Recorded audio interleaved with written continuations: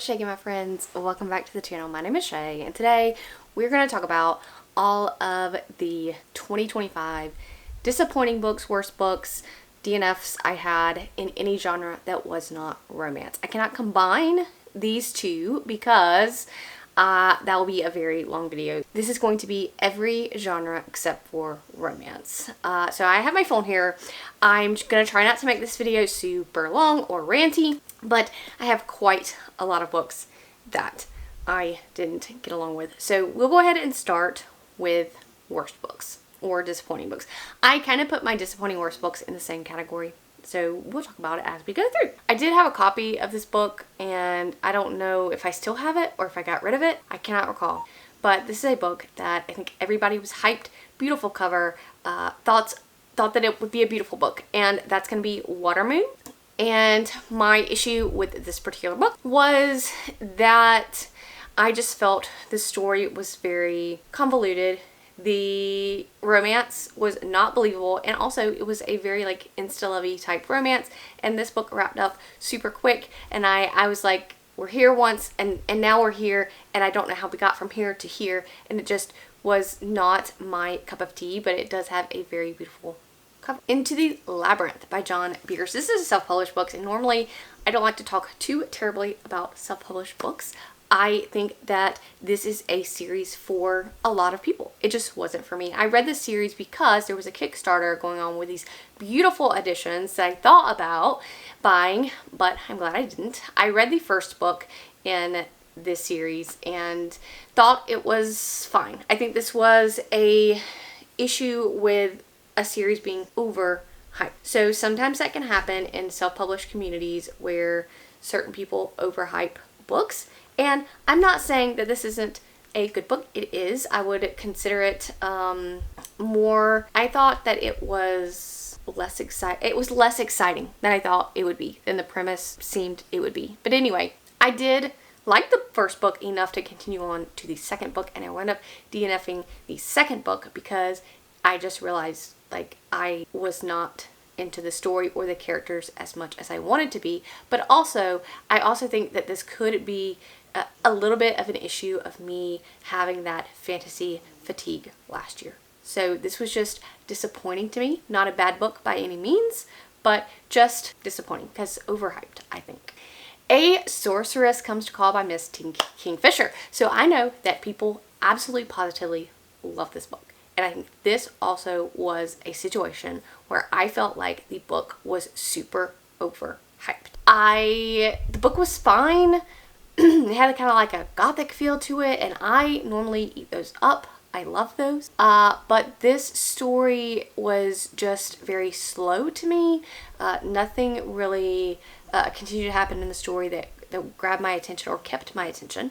So I was disappointed in this one. Not a bad book at all. Again, just one that I had very high expectations for, and it did not meet those. This is a disappointing book, and that's going to be Godkiller by Miss Hannah Kaner. I brought this. I think the cover is freaking stunning, and I think at the time I may have given this 4 stars when I read it, but looking back on it, it's more of a 3-star, and then I decided overall to go ahead and DNF the series because I just didn't find myself as invested as I wanted to be. I just could not get into the characters in this story. I did like parts of it. I really liked parts of it, but there were parts of it that really let me down, and it led me not to continue on with the series. But this definitely, there is an audience for this. I don't think this is a bad book at all whatsoever. I just think that it was also me going into my fantasy slump, and this was just disappointing to me. Okay, I love John Scalzi. You all know I love John Scalzi if you've been a fan of my channel. I have read a lot of his books, and I tend to love his humor. But I read When the Moon Hits Your Eye and was very disappointed in this particular book. This whole premise of the moon turning to cheese, and basically we follow different characters as, you know, how the moon turns to cheese affects them. So it's just like a chronicalization of these different characters and what happens to them when the moon turns to cheese. There were so many cheese jokes in here that I was like, okay, this is a little over the top. And the plot necessarily did not keep my attention. This was very disappointing to me after, loving John Scalzi and loving his books. But I can tell you that this one was a miss for me. The Wolf in the Whale. I had this book, but I think I already disposed of it, got rid of it. I hated this book. I wanted to love this book so much. This is like a historical fantasy literary type deal, and I wanted to love it so much. But there were things in here, and I'm not going to go through those things again because I did have a video on this particular book when I read it, but there were things in here that I could not get down with, that I did not at all enjoy. And so this one actually is going into one of the worst books of the year that I read. So, Temporal, which is an audiobook that's only on Audible, that is absolutely one of the worst, that is the worst book. It's the only book in 2025 that I gave 1 star, that I can remember giving 1 star. I finished it because I was doing a challenge and I had to finish it, and I hated it. I hated it. It was a sci-fi graphic kind of audio, and it was too sciencey, where you literally, I could not keep up with what was going on because of all the sounds and all the whatever, and some of the science may have gone over my head, but some of it just absolutely positively just did not make any sense. And so I'm going to say that this was definitely not a book for me. It may be for somebody else, but definitely not a book for me. It was the worst book that I read in 2025. Then I have this book somewhere, I do not know where, but that's going to be A Song for Legends Lost, which is one of the newer fantasy books I read this year. I got it in my Illumicrate box, and I was excited to read it. I had heard great things about it, and there's nothing wrong with this book. This was just a mediocre book for me. This was a 3-star read for me. I had nothing compelling me to want to pick up the next in the series, which isn't even out yet. So this is disappointing. Also, I do believe that this book was I read it at the end of my fantasy journey in 2025. So I was really heavily into the fantasy slump. So it may have been just me, but that's what happened. The Island by Adrienne McKenty. I actively hated this book. I actively hated where it went. I actively hated everything about this particular book. Some people will love this book. Mystery thrillers are so divisive, and horror is also divisive. If you look at ratings, where the ratings are, it varies all over the place, because you either like the twist or you like what's happening or you don't. And in this particular book, I didn't find anything compelling. I didn't find anything interesting about what was going on in this book. So I gave this was one of my worst books of the year. How to Make a Horror Movie and Survive. And I should have known not to read this book. I read books by this author before and not necessarily loved them, but I said, let me give this a try. I am all for trying new things, trying horror, whatever. So I read this book, and this is an interesting book because a lot of it was very satirical. It was meant to be funny. And while some of it I did find funny, I just didn't, of course, the plot, it was a horror movie, and the plot was astronomically ridiculous. The characters were ridiculous, and I think it was meant to be that way. It was just not my type of horror, but if you like satirical horror, this may work for you. Bad Eater and Other Names by Cora Zhang. I know a lot of people love this book. A lot of people love this book. I hated this book. I don't know what it was, and again, horror is very hit or miss for me, and this one was a miss. And I think majority of the reason why this one was a miss for me is I did not like the main character. I actively did not like her. And so when I actively don't like the main character of a book, I can't get down with said book. So I did finish it. I did complete it, but it was one of the worst books that I personally read in 2025. Buried Deep. This was another Audible exclusive, I think. It was supposed to be like a little mystery thriller, and it didn't have an intriguing mystery or thrill me. So this was disappointing to me. Those are all the books that I finished that necessarily I didn't get down with. Let's talk about the DNFs. I talked about me DNFing the second book in the series by John Bierce. So I did DNF that. I DNF'd A Mark of Kings, which is another self-published book that I was very, very excited about. And I read over 50% of the book.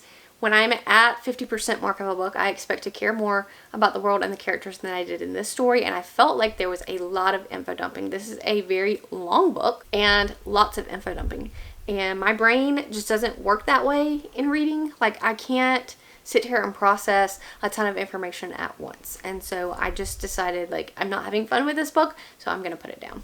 The Collected Regrets of Clover. I was very disappointed that I DNF'd this book. I read 50% of this book. And in my line of work, I felt like this would be the very book for me. This would be the book for me. However, at 50% mark, I felt like the plot of this story was not well established. We're just basically going on in the life of this death doula, and I felt that it was not realistic. Okay, I happen to have some experience in this world right here, and I just felt it was not realistic. So I unfortunately put it down. Lizard Skin and Sharpened Steel. This was a book that I read that was a finalist for a SPFBO, and this was just not for me because I should not have tried to read a military fantasy.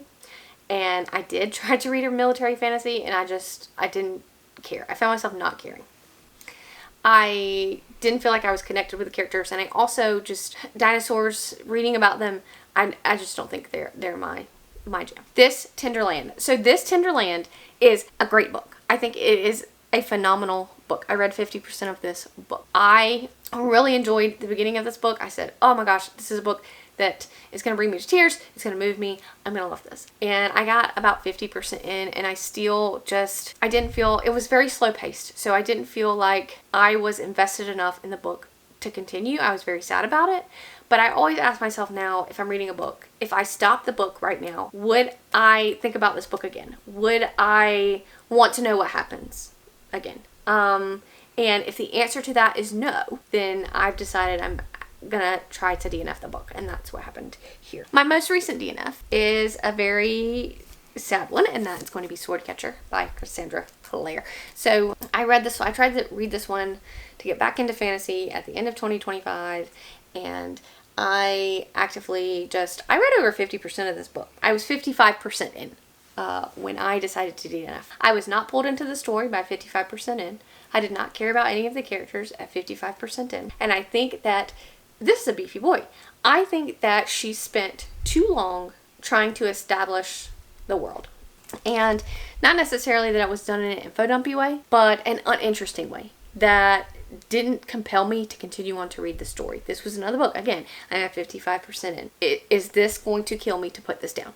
Am I going to wonder what happened in this book if I put this down? The answer was no, so I put it down. I'm trying to give myself grace. So that is all of the books that are not in the romance genre that were disappointing, worst, that I DNF'd. And I read a lot of books this year. This was my reading year that I read 214 books in the year of 2025. That's insane. That's the most books I have ever read in a year. That's a lot of books. And so I feel like having this short amount of books here on this list is wonderful. I feel like it's not too bad out of 214 books. Okay, so that's all for this video. Let me know what you guys thought was the worst disappointing DNFs of the year of 2025. Let me know if you've read any of these books and loved them and just think that I'm crazy. And I will catch you guys in the next one.